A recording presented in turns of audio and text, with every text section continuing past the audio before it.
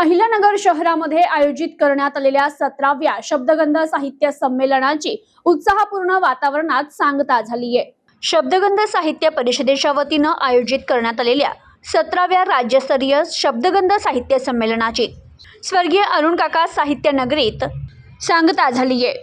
विविध साहित्यिक उपक्रम, चर्चासत्र, आसामी घडलो सत्र, पारितोषिक वितरण आणि समारोप सोहळ्यानं संमेलनाचा शेवट संस्मरणीय ठरलाय। समारोप कार्यक्रमाच्या अध्यक्षस्थानी अखिल भारतीय मराठी साहित्य महामंडळाचे अध्यक्ष योगेश सोमण होते, तर यावेळी स्वागत अध्यक्ष सुरेश बनसोडे, संमेलन अध्यक्ष प्राध्यापक संदीप सांगळे, IAS अधिकारी गुलाबराव खरात, वरिष्ठ तुरुंग अधिकारी रेवणनाथ कानडे, प्राचार्य डॉक्टर सुरेश पठारे, डॉक्टर सचिन पांडुळे, रमेश वाघमारे, हर्षल आगळे, शिवाजीराव देवडे, बापूसाहेब भोसले, राजेंद्र उदागे, ज्ञानदेव पांडुळे, सुनील गोसावी, अशोक कानडे, भगवान राऊत, भारत गाडेकर, तुकाराम गोंदकर, जयश्री झरेकर, डॉक्टर अनिल गर्जे, स्वाती ढोबळे, बबनराव गिरी, सुभाष सोनवणे, शर्मिला गोसावी, राजेंद्र पवार, रवींद्र दानापुरे, प्रशांत सूर्यवंशी, राजेंद्र चोभे, गिरीश जाधव, हरिभाऊ नजन, राजेंद्र फंड, मकरंद घोडके आदी उपस्थित होते।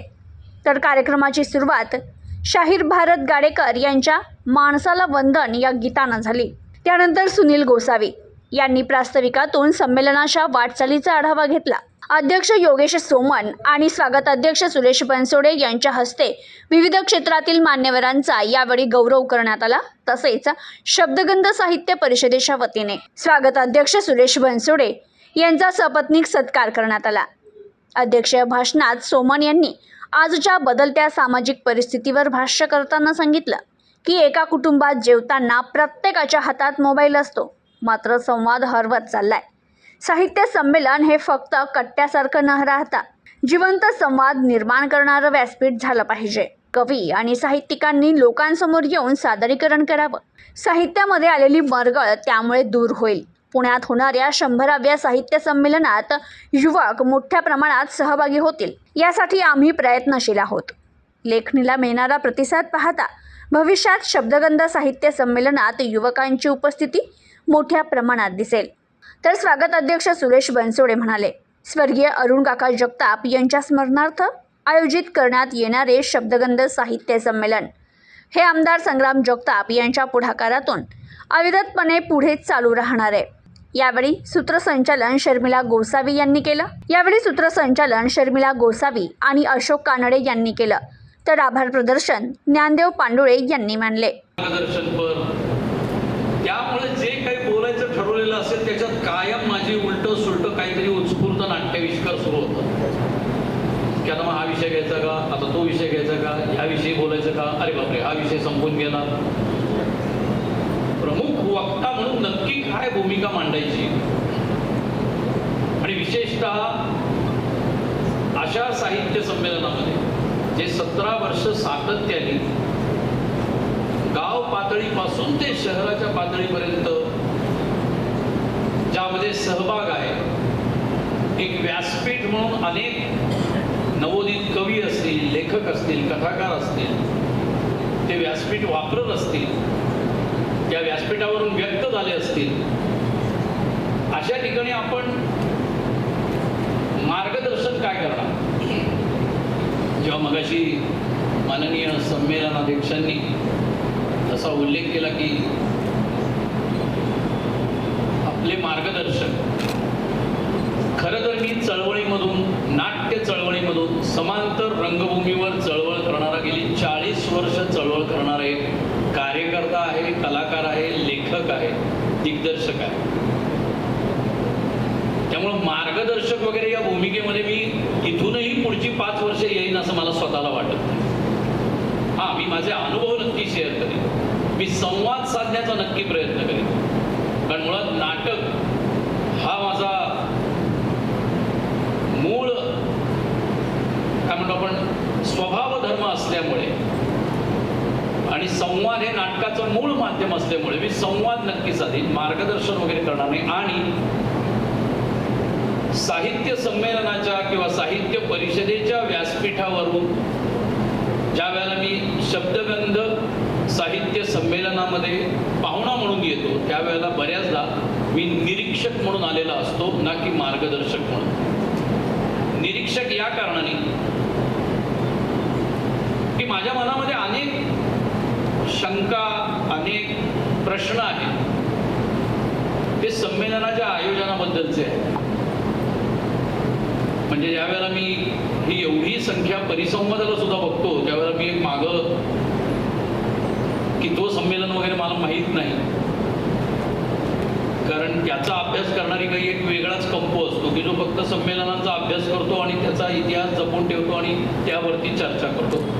पण मी एका संमेलनाला दूरदर्शनवरतीच ते दाखवत होते, एका चॅनलवरती. त्यावेळेला परिसंवादात भाग घेणाऱ्यांची संख्या श्रोत्यांपेक्षा जास्त होती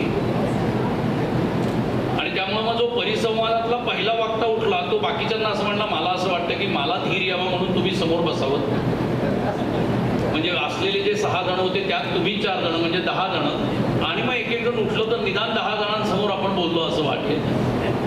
असे अनुभव किंवा असं माहिती असताना ज्यावेळेला मी इथे परिसंवादाच्या बाबतीत किंवा मी ज्या वेळेला आलो त्यावेळेला जी मुलाखत चालू होती, त्या मुलाखतीच्या वेळेला श्रोते ती ऐकत होते, त्याच्यामध्ये सहभागी होत होते, त्याला प्रतिक्रिया देत होते, संवाद साधत होते. तर त्यामुळे मला सुनीलजींना आणि आयोजकांना हे विचारायचं आहे की ह्या बाबतीत नक्की तुम्ही मला मार्गदर्शन करा. कारण 100व्या साहित्य संमेलनाच्या वेळेला जर असं काही झालं की प्रमुख मंडपामध्ये अतिशय महत्त्वाच्या विषयावरती परिसंवाद आहे आणि परिसंवादाच्या वक्त्यांची संख्या श्रोत्यांपेक्षा जास्त दिसली तर लोक काहीतरी हातात घेऊन माझ्या मागे लागतील, लक्षात ठेवा. तर त्यामुळे मी नक्की सुनीलजींच्याकडं की असं काय नेटवर्क आहे, अशा काय पद्धतीने संपर्क साधला गेला की म्हणजे जे साहित्य परिषदेचं मूळ काम आहे ते तुम्ही 17 वर्ष सातत्याने करताय. नावच शब्दगंध साहित्य परिषद आहे आणि सुनीलजींनी त्यांच्या प्रास्ताविकात सांगितलं की ती गरज निर्माण झाली. मला असं वाटतं कुठल्याही सृजनाच्या मागं, मग ते आयोजनातलं सृजन सुद्धा आहे, साहित्यातलं सृजन सुद्धा आहे, काव्यातलं सृजन सुद्धा आहे, त्याच्या मागं गरज आहे असं मला वाटतं. ती गरज ज्या वेळेला माणसाला अस्वस्थ करते आणि ती व्यक्त होण्यासाठी त्याची तडफड होते, त्यावेळेला त्या गरजेतून मग कधी कथा निर्माण होते, कधी काव्य निर्माण होतं, कधी कादंबरी लिहिली जाते आणि कधी कधी एका समूहाकडून साहित्य संमेलने घडवलं जातं. ती गरज फार गरजेची आहे.